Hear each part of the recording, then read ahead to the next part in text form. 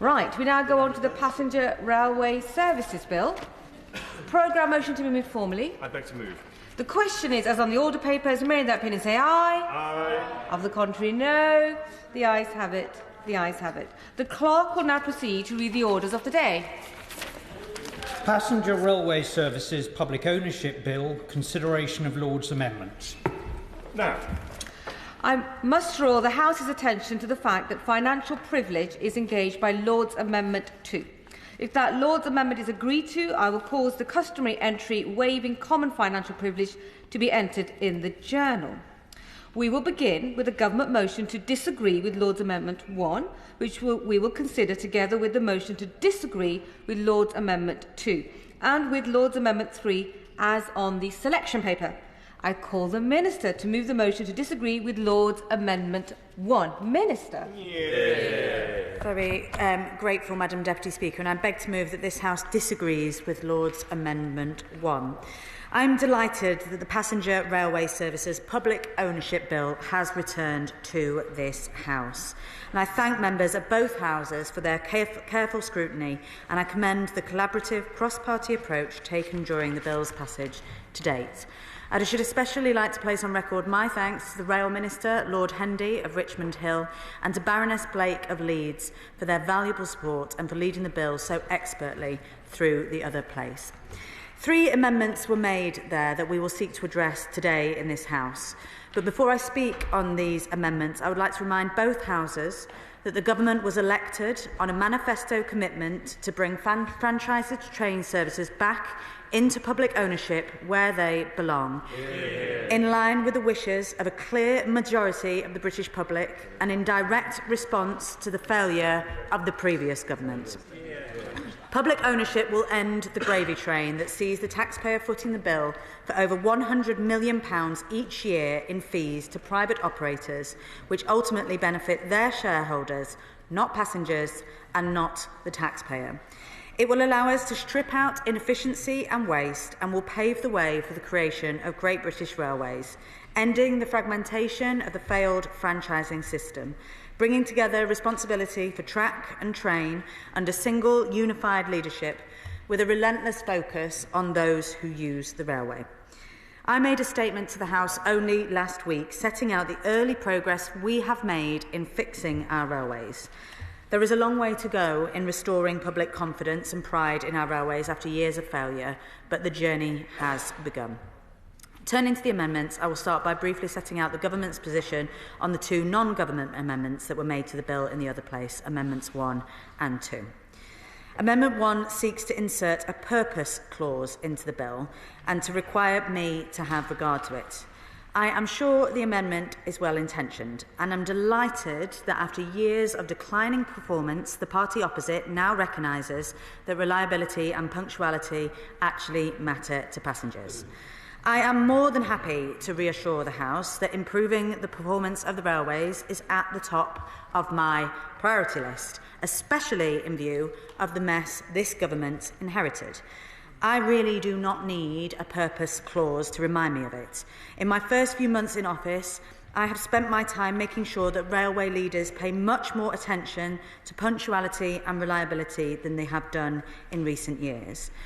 But as well as being unnecessary, Amendment 1 is misleading and potentially harmful because it picks out improving the performance of passenger rail services as the sole purpose of this bill. If that was really the sole purpose of the bill, the best thing we could do would be to cut train services from the timetable.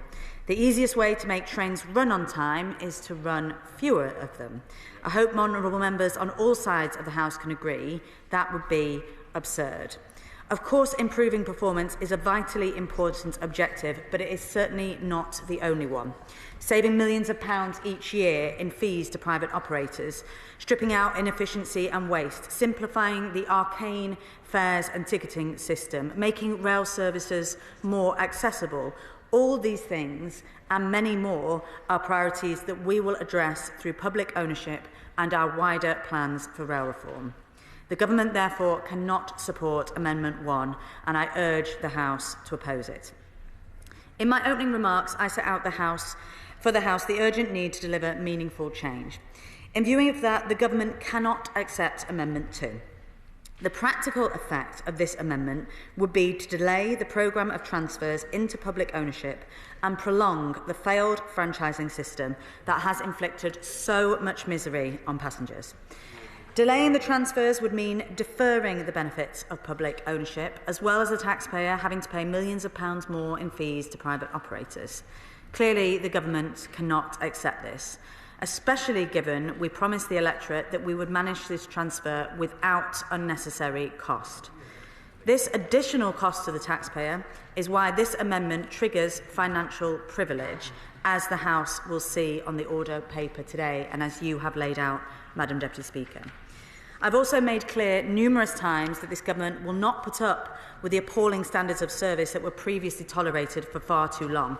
Passengers and our constituents deserve much better.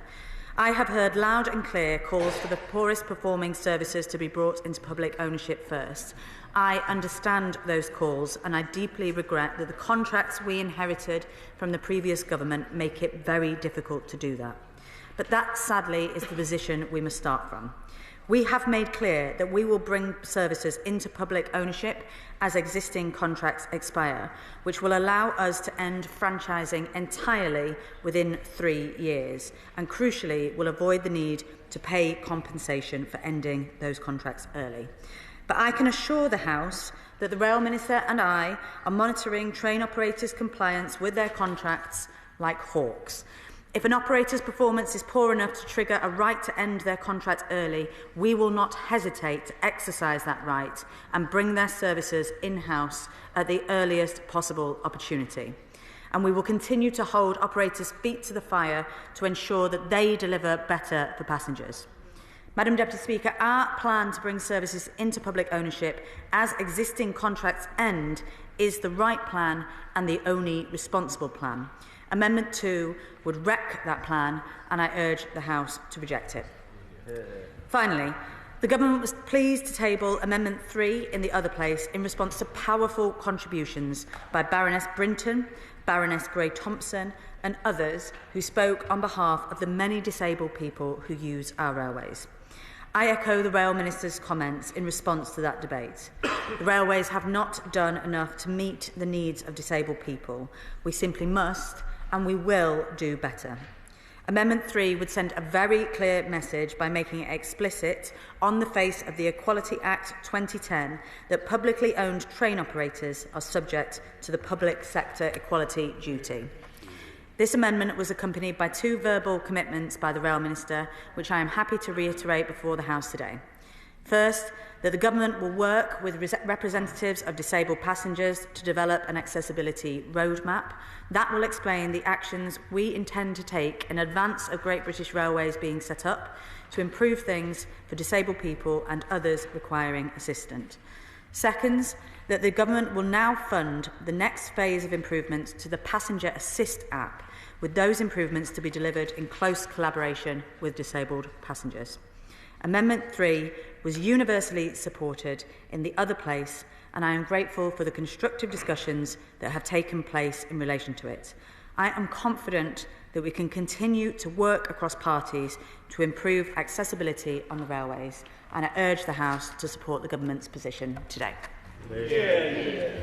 The question is that this House disagrees with the Lords in their Amendment 1. I call the Shadow Minister, Gareth. Thank you, Madam Deputy Speaker, and I'd like to start by thanking the other place for providing these amendments. And whilst the measures included in the Passenger Railway Services Bill are not a surprise, and we've stated our opposition to the fundamentals of the bill from the outset, we have made the case that in effectively nationalising the operation of our passenger railways, we do risk going backwards. The core provisions within the bill will mean that the progress made on passenger services since privatisation will not be carried on. But with that said, of course, we do agree that there is a need for reform, and the reform laid out in the Williams-Shapps review is what we are supportive of. But the reforms proposed by this government go too far and will undermine any potential progress. And that is why the amendments being discussed today are of central importance. Neither of the 2 amendments passed in the upper house. They don't dissent from the government's intention to bring the franchises into public ownership. and they are clearly reasonable and measured. As the noble Lord Moylan pointed out in the other place, a glaring omission in this bill, of course, is the passenger. Yep. It is the Passenger Railway Services Bill, and yet it says nothing about the passenger. So Amendment 1 attempts to put this right and to put the passenger back at the head of the bill as the driving force of what the government are trying to do, and to require ministers to test their actions under this bill against the standard of whether it will improve matters for the passenger. Amendment 1 clarifies that the Secretary of State, in taking actions under the provision of this Act, must have regard to the purpose of improving passenger railway services. It's a simple but deeply important amendment that would ensure that this bill, which, if lacking the proposed provisions, is little more than an ideological undertaking, would be required also to act unambiguously in the service of the passenger railway improvement. How could anyone oppose that? Madam Deputy Speaker, there is little public appetite for ideological measures which are not based on the improvement of passenger experience. And to reject this amendment would be a tacit admission that the government is rejecting the principle that legislation directed at the passenger services should be in line with service improvements. Passenger or the unions? And in doing so, it would reject the general public consensus. Passenger or the unions? So I urge the government to support this amendment on those grounds.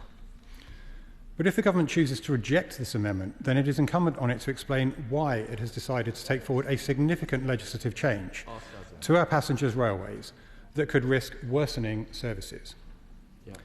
Now, Madam Deputy Speaker, the second amendment under consideration offers a simple measure to ensure that when terminating existing franchise agreements, the government considers operational performance and terminates the worst performing franchises first, enabling franchises that are currently working well to continue. This would clearly be in the best interest of passengers. We'll give one that one. I do thank the Shadow Minister for your Can you tell me how much that proposal would cost the taxpayers? I presume, given he is supporting that amendment now, he has a detailed financial breakdown of exactly how much money he is asking the state to commit to. The point of this amendment, Madam Deputy Speaker, is to put passengers at the heart of the decision-making that we are asking for. The point of the amendment is to put passengers at the heart of the decision-making. So you can use the contract. And as with the amendment proposed, it would ensure that this legislation is in the service of improving passenger experience and not purely in the service of fulfilling an ideological undertaking.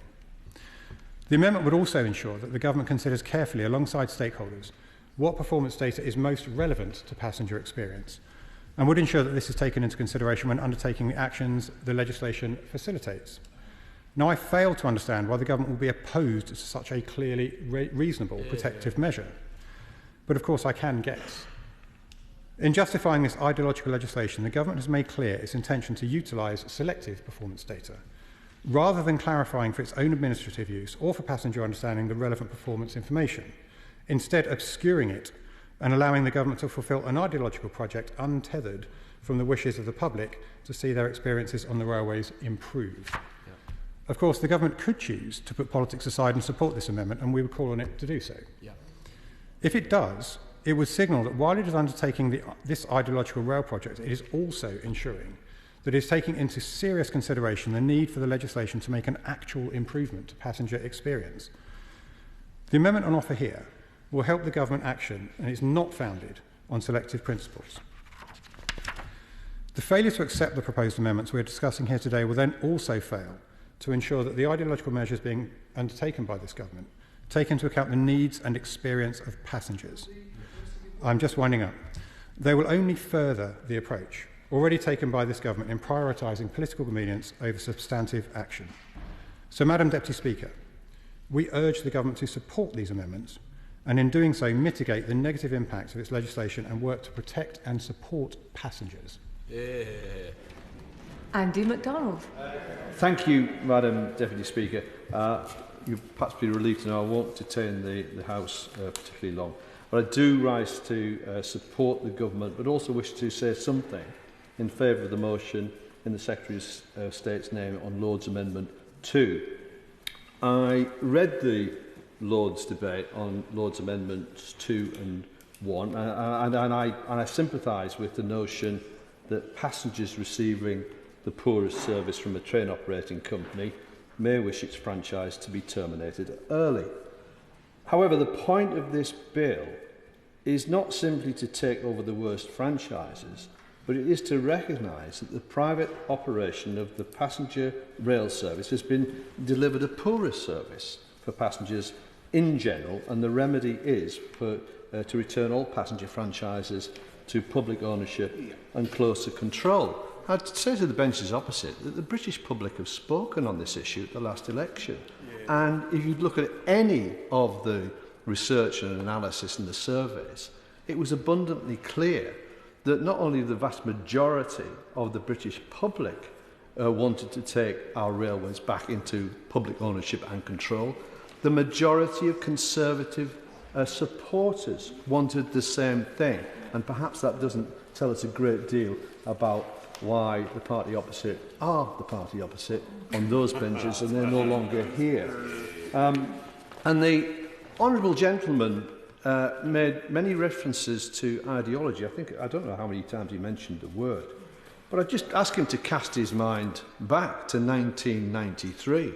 And if ever there was the Railways Act of 1993, if there ever was an act of ideology, that was it. And John Major took a step that even she whose portrait must be removed wasn't prepared to take. She recognised that that was a ridiculous step to take. And I suspect, Madam Deputy Speaker, that the mover of the motion in the other place was seeking a device to disrupt the orderly transfer back into public ownership, which is best achieved and with the least cost to the taxpayer by doing so as each franchise contract expires. But I'm really heartened to hear the benches opposite be so evangelical about the issues of performance and punctuality. I've just got to say, where were you for the last 14 years? Why were you not doing anything about that? And I will certainly give way. I look forward to it. The honourable members mentioned about removing franchises based on performance and passenger performance, but C2C, which operate a 94% passenger approval rating, would be one of the first franchises to be removed. I actually think the amendment is quite sensible in looking at how we prioritise. Actually, some franchise operators do operate very, very well recommended and approved services. Yeah, quite right. The gentleman would like to tell us where he thinks those dividends are going when they ship out of the system. The party opposite were quite content to see massive dividends paid out to Bellio, to Nederlander Spoorwegen, to Deutsche Bahn, to every other nation state on the planet who could subsidise their own transport systems because of the ridiculous system imposed upon our railway in this country by the party opposite. Rather than serving passengers and performance, what we got was money shipping out of our system for decades, subsidising other nation-states' transport systems. Now, if that isn't a good example of balmy ideology, I don't know who. And we're correcting that, and rightly so. But the government minister in the Lords, my noble friend the Lord Hendy, said that the government do not believe that we should either pay compensation for termination or keep paying fees to owning groups of train operating companies when we do not need to do so. However, he also did clarify that some contracts may end early if their performance requires it, when he said, if we have the opportunity to put passengers out of their misery by ending a failing operator's contract early and bringing their services into public ownership, we will do just that. The government, Madam Deputy Speaker, is clear that it is moving ahead with restoring passenger rail to public ownership. It has a clear plan to do so, and this amendment creates obstacles to doing that. It is not in the interests of passengers, and I hope the House will throw it out when we vote later. I come to the Liberal Democrat spokesperson, Paul Kohler. Thank you, Madam Deputy Speaker. Our current railway system is simply not fit for purpose. I know I speak for everyone in this chamber when I say that has to change. If we're serious about growth, we have to get serious about rail. After years of Tory neglect, we must get our network back on track and put the passenger first. Across the world, there are examples of both publicly and privately owned train companies that do exactly that. We consequently need not be ideological about ownership, but rather take a pragmatic approach. That is why the Lib Dems have been and remain agnostic about the ownership model adopted.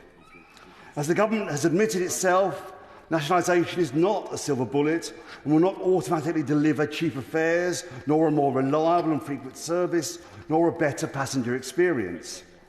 So whilst nationalisation might offer economies of scale, it comes with new dangers. And those of us in this chamber old enough to remember the travails of travelling on British rail are unlikely to become misty-eyed at the prospect of going back to that future, although we might well shed a tear. In short, nationalisation alone will not fix the mess the government inherited from the Conservatives. The devil, as so often, is in the detail, and I eagerly await publication of the forthcoming Rail Reform Bill, which we will scrutinise keenly to ensure it does not succumb to the same demons that have held back rail in this country for decades, whether in public or private hands. Turning to the First Amendment, Madam Deputy Speaker, throughout my party's scrutiny of this bill, we've been asking one simple question: will it improve passenger outcomes? As the Secretary of State has often argued, that is what nationalisation is meant to achieve, and why she rightly describes herself as passenger-in-chief. This First Amendment is consequently important. It makes clear the primary purpose, not the only purpose, but the primary purpose of the bill is to improve passenger railway services, and requires any decision by the Secretary of State to have regard to that purpose when using powers under the bill. I do not therefore understand why the passenger-in-chief does not want this commitment enshrined in the legislation. A statement of the bill's primary purpose would not add any significant costs, nor place extra demands on the Secretary of State, nor would it impose any new burdens on Great British Railways. It would, however, provide a foundation on which her decisions might build, acting as a guiding principle for whenever the Secretary of State uses powers under the bill. As my honourable friend in the other place argued, requiring her to, at every turn, improve passenger standards should not be controversial and is surely not something with which she disagrees. I am consequently surprised the Secretary of State is seeking to exercise this statement from the bill. I urge members from across the House to vote against the government's motion to remove. Turning to the Second Amendment, Madam Deputy Speaker. The Second Amendment requires the Secretary of State to rank existing franchise agreements based on performance, nationalising franchises in that order, starting from the worst. But in each case, only if the Secretary of State is satisfied performance will be improved by so doing. Now, there is some logic to such an approach, as relying simply on when the current franchises are due to end results in some of the best performing franchises being nationalised first and some of the worst last, which is why we originally proposed this amendment, which has now been put forward in its entirety by the Conservatives. Now, imitation is, of course, the sincerest form of flattery, and I am duly touched by their actions. I only wish they'd taken the same approach to Brexit. However, following discussions and reassurances from the Minister in the other place, we now believe the wording is too inflexible and the cost of implementing it is too high, and thus are unable to support the amendment. We do, however, continue to share some of our Conservative colleagues' concerns and ask the Secretary of State to, where appropriate, consider using the powers in this bill to extend the franchises of those franchisees performing well, as mentioned by my colleague. For if a franchise is doing well, the government should not rush to fix something that is not broken, but prioritise nationalising those franchises performing poorly. Turning to the Third Amendment, Madam Deputy Speaker. This would make the public sector equality duty apply to a publicly owned railway provider. This is very welcome, and I am pleased the government put forward this amendment after pressure from my Lib Dem colleagues and others in the other place. I know we were all shocked by Baroness Gray-Thompson's account of being forced to crawl off a train this summer. Nobody should be compelled to do this in 2024. It's appalling. It's a constant reality for many. Currently, only 1 in 4 mainline train stations have step-free access. About 40% of rail stations have no tactile paving. This makes our public transport difficult, if not impossible, for many living with disabilities to use. This is simply not good enough. Public transport should be accessible to all. Everyone in society should benefit from the improvements and services we all hope to see. And ensuring the public sector equality duty applies to nationalised rail services is a step in the right direction. I do, of course, appreciate the government was working under this assumption. However, having it enshrined in the bill will help strengthen this commitment. I consequently welcome the commitments the Minister and the other place made, and I hope to see further proposals for making transport accessible in the upcoming rail reform bill, as much more still needs to be done. I've seen firsthand in my constituency how hard it is currently for local communities to receive funding and support to make train stations more accessible. Local Lib Dems in Wimbledon campaigned for a decade to achieve step-free access at Motspur Park, and I'm delighted to be soon attending its unfurling. However, this should not have taken a decade to achieve. We have likewise been waiting for many years for Rains Park and Hayden's Road to be made step-free, and are continuing our campaign. I know the Secretary of State takes this seriously and look forward to hearing her plans to revive the Access for All programme, which I know she and her department are currently working on. Thank you, Madam Deputy Speaker. Jacob Collier. Thank you, Madam Deputy Speaker, and I rise to support the motion by the Government today. Britain's railways are not working as they should, and nowhere is this clearer than my constituency of Burton and Uttoxeter. Communities like ours have faced delays, cancellations and limited services. In Uttoxeter, Sunday trains do not run until 3 p.m, leaving passengers stranded or having to resort to driving to their destinations.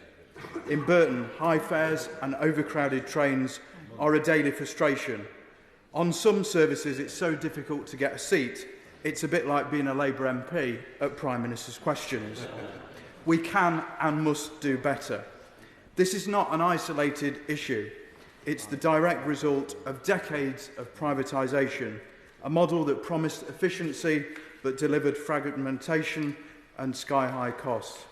It's left passengers paying some of the highest fares in Europe, all while billions of pounds flow into the pockets of private shareholders instead of being reinvested back into better services. Our commitment to bringing rail franchises into public ownership is the first step towards reversing this failure. Public ownership will allow us to reinvest £1.5 billion a year back into the system, money that will improve services, reduce fares and modernise our ageing infrastructure. It's not just about the system, it's about the people that it serves. Public ownership will mean that passengers will have a real say. An accountable passenger standards authority will give local people a voice in how their railways are run. My constituents want more frequent services, affordable tickets, and to know that when they wait for a train, it's actually going to turn up. Public ownership gives us the chance to listen to these concerns and act on them. Cutting fares and investing back into the railways isn't just about convenience, it's about connecting people to jobs, education and opportunity. For every pound spent on the railways, the economy gains £2.50 in benefit. This is money that goes straight into creating jobs, supporting local businesses and boosting regional economies. Madam Deputy Speaker, fixing Britain's railways is about more than just trains and timetables. It's about building a system that works for people and not for profit. This government's plan for public ownership puts us on the right track. Now we must go further, investing in infrastructure, lowering fares and ensuring that communities like mine are no longer left waiting at the platform. Colleagues' contributions should really relate to the amendments as well. Andrew Snowden.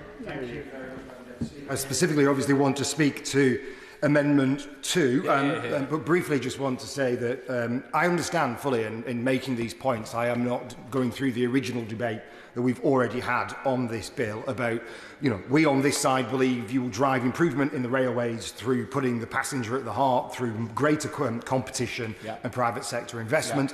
And I fully accept that the party opposite has made their argument through their manifesto that they believe you will do that through the nationalisation of the rail. We've had that debate. Actually, what Amendment 2 is doing is talking about pragmatic ways in which this can be better implemented with the passenger at the heart of it.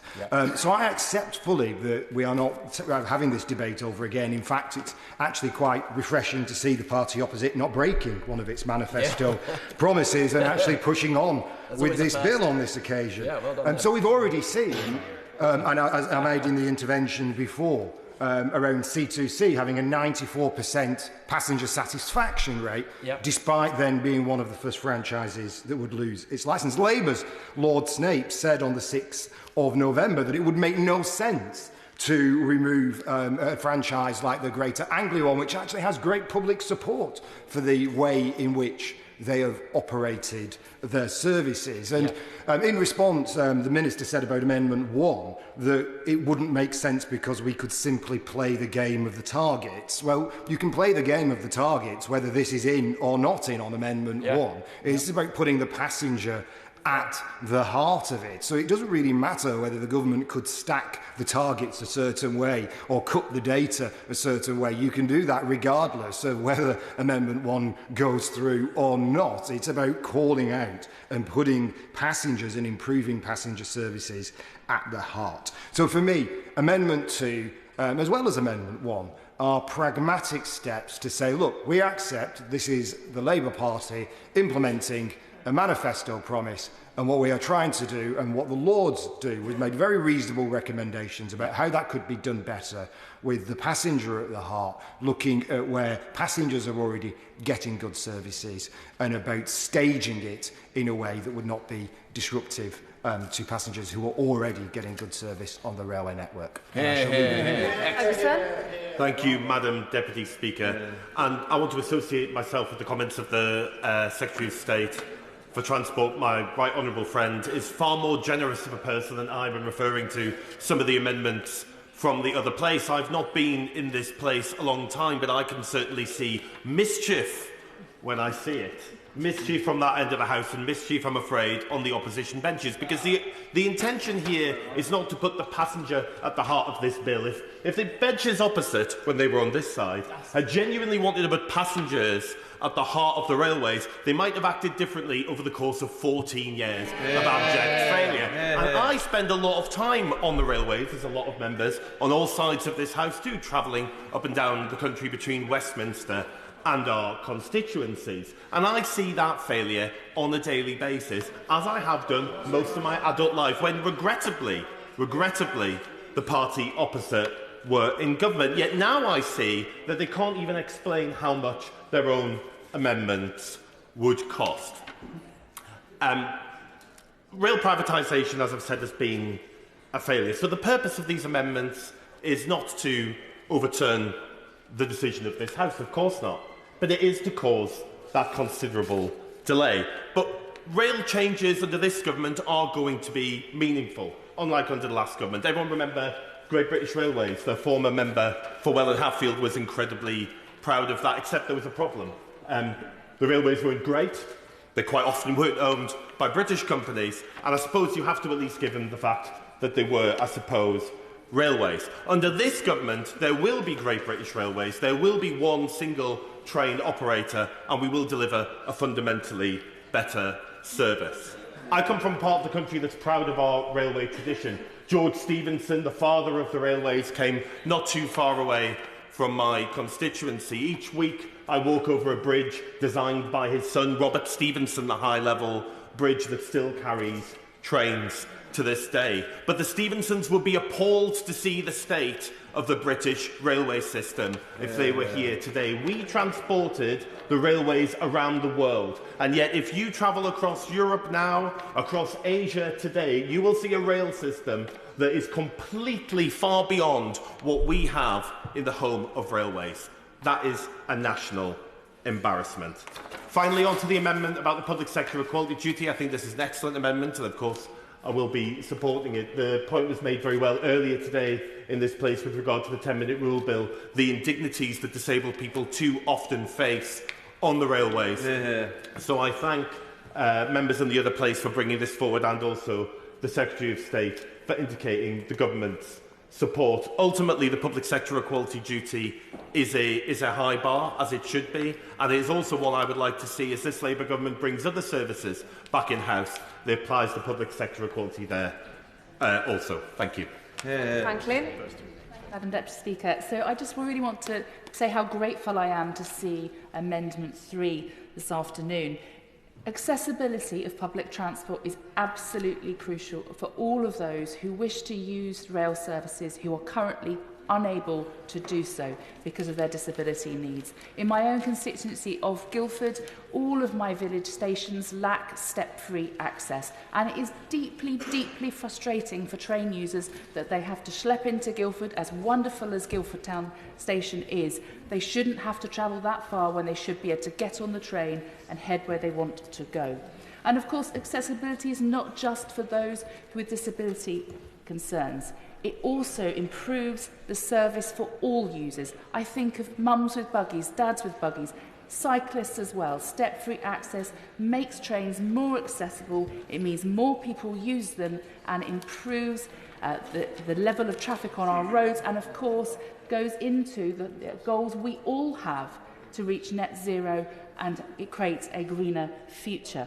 So I really, again, want to endorse this particular amendment, and I really look forward to seeing the detail of the government's accessibility roadmap and a step change in the speed of delivery under the Access for All programme. I will be supporting this amendment, Madam Deputy Speaker. Tell Christian. Graham Leadbitter. Thank you, Madam Deputy Speaker.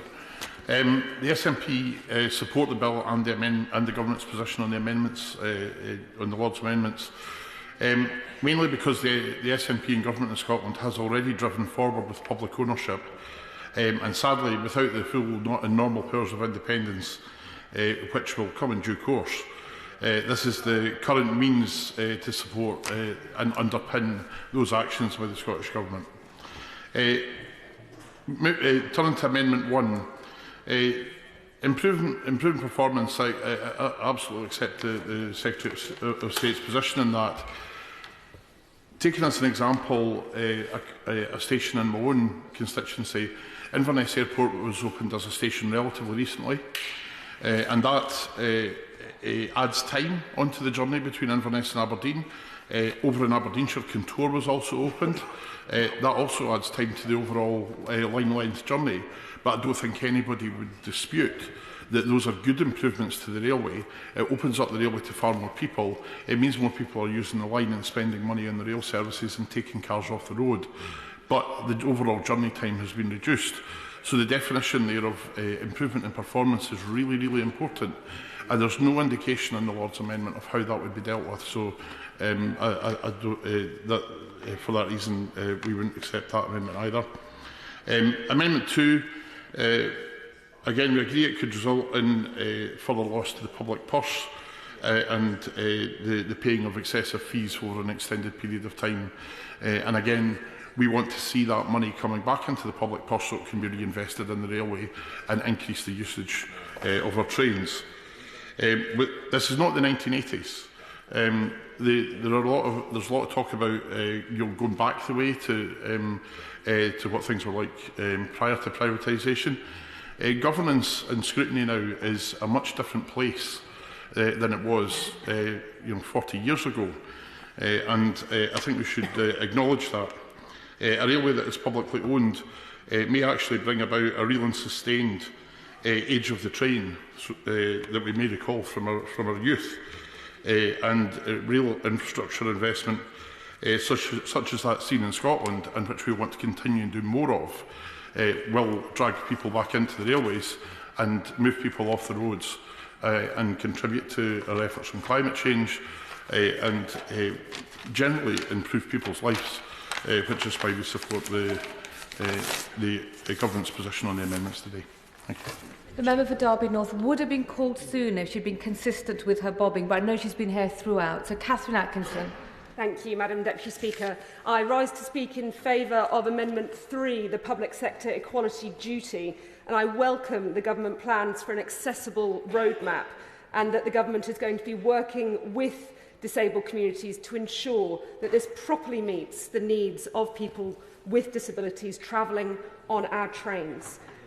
In the other place, the Rail Minister noted that while some changes can happen quickly, such as the map, others take longer due to the longevity of rolling stock.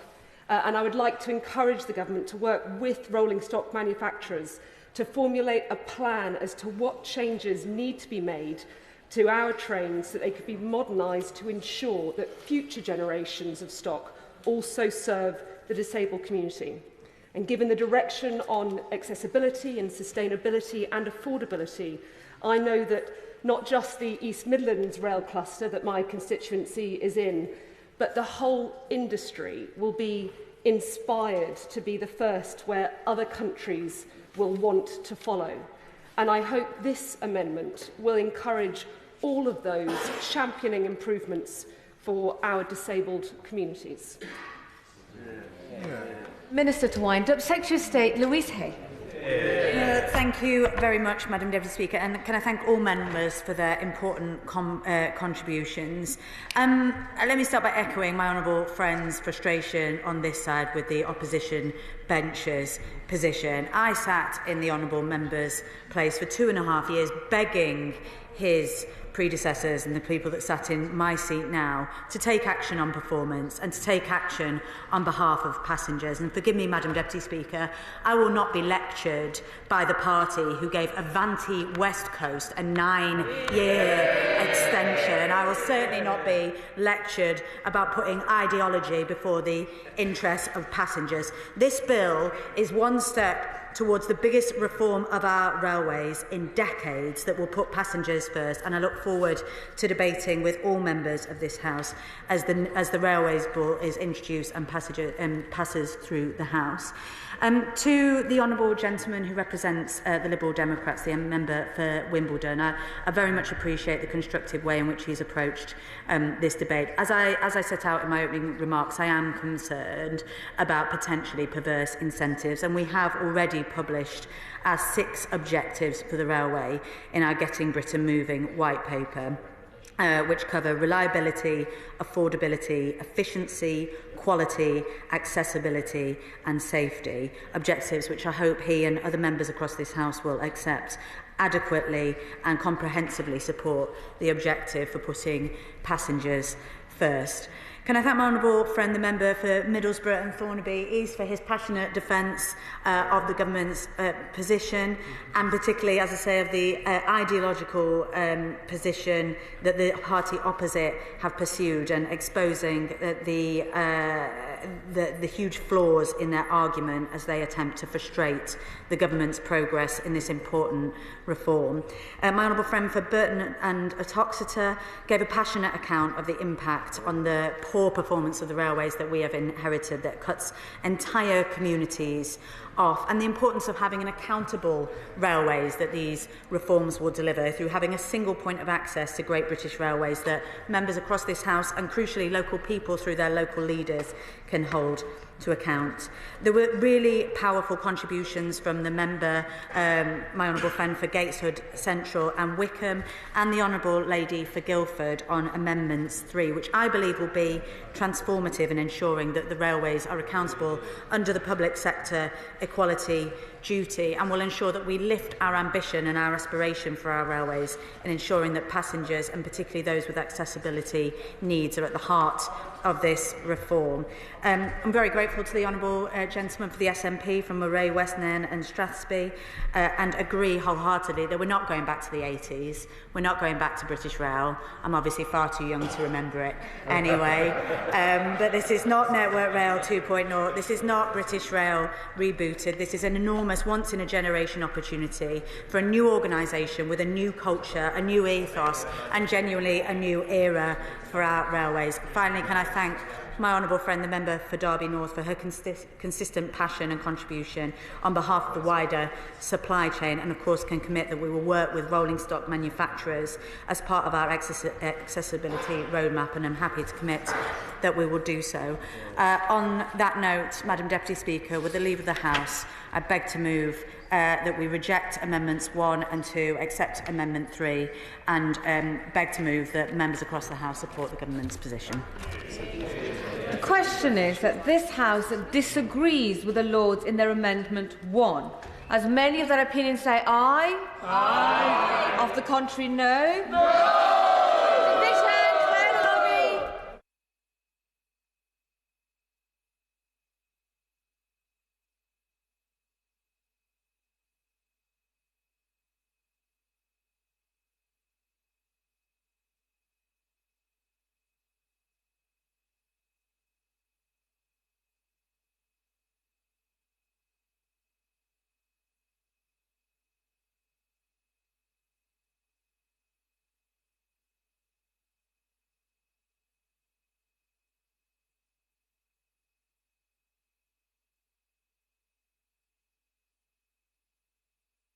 The question is that we disagree with Lord's Amendment number 1, as many of their opinions say aye. Aye.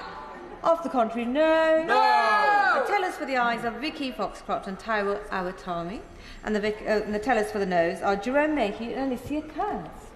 Thank you, Madam.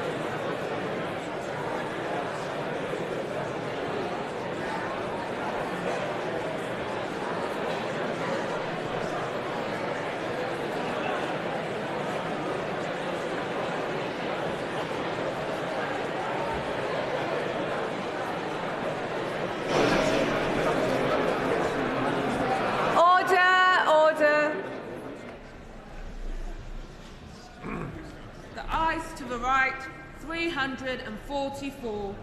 The noes to the left, 172.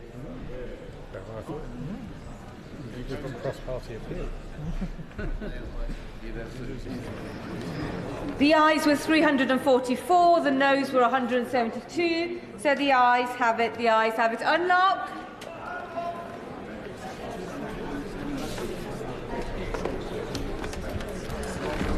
We now come to the motion to disagree with the Lord's Amendment 2. I'll call the Minister to move the motion formally. The question is that this House disagrees with the Lords in their Amendment 2. As many of their opinions say aye. Aye. Of the contrary, no. No. Opposition, where's the lobby?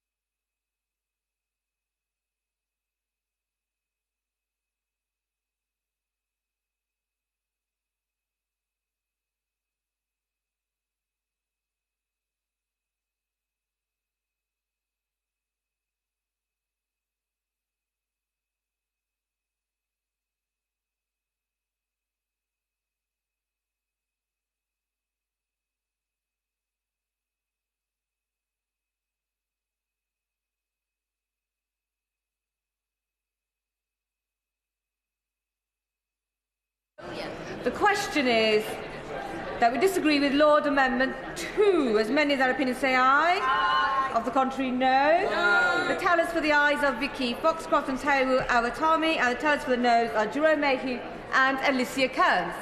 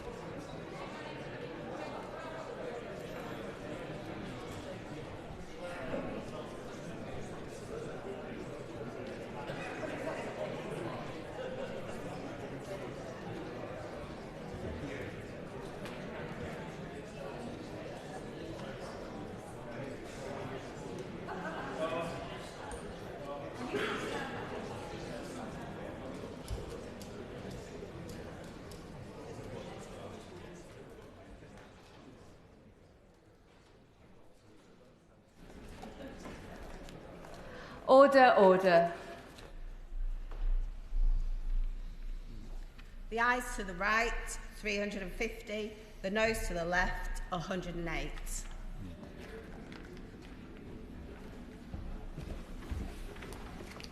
The ayes were 350, the noes were 108, so the ayes have it, the ayes have it. Unlock.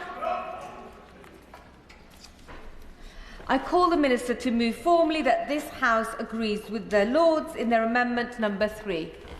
Move formally. The question is that this House agrees with the Lords in their amendment 3. As many as are opinion say aye. Aye. Of the contrary, no. The ayes have it, the ayes have it. Minister to move a committee to be appointed to draw up reasons. I beg to move that a committee be appointed to draw up reasons to be assigned to the Lords for disagreeing to their amendments 1 and 2. That Louise Haigh, Kate Dearden, Julie Minns, Liam Conlon, Mark Ferguson, Gareth Bacon and Zoe Franklin be members of the committee. That Louise Haigh be the chair of the committee. That 3 be the quorum of the committee. And that the committee do withdraw immediately. The question is that a committee be appointed to draw up reasons to be assigned to the Lords for disagreeing to their amendments 1 and 2. That Louise Haigh, Kate Dearden, Julie Minns, Liam Conlon, Mark Ferguson, Gareth Bacon and Zoe Franklin be members of the committee. That Louise Haigh be the chair of the committee. That 3 be the quorum of the committee. That the committee do withdraw immediately. As many of their opinions say aye. Aye. Of the contrary, no. The ayes have it, the ayes have it. That concludes consideration of the Lords' amendments to the Passenger Railway Services Public Ownership Bill.